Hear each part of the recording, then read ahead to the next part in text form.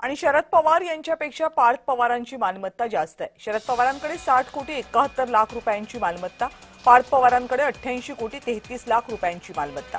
राज्यसभा निवडणूक उमेदवारीसाठी जोडलेल्या प्रतिज्ञापत्रात माहिती। अंजली दमानिया यांनी आपली प्रतिक्रिया या संदर्भात जय महाराष्ट्रकडे व्यक्त केली। दोघांचीही दाखवलेली मालमत्ता खोटी।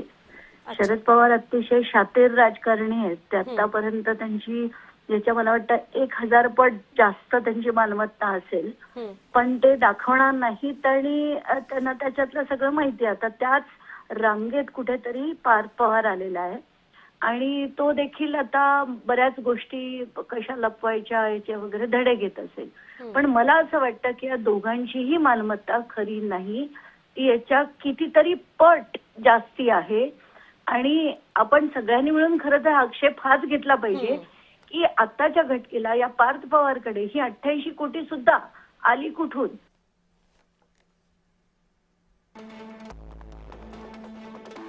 आजोबांपेक्षा नातू श्रीमंत आहे। जंगम मालमत्ता 44.72 कोटी, मुदत ठेवी 11.66 कोटी, 3.68 कोटी।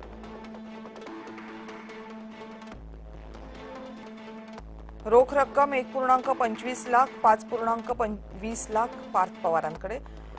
शेअर्स आणि म्युच्युअल फंडमध्ये 27 कोटी शरद पवारांचे तर 1.17 कोटी पार्थ पवारांचे।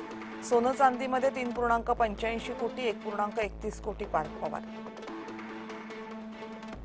स्थावर मालमत्ता शेती घर 15.19 कोटी शरद पवार तर 76.98 कोटी पार्थ पवार।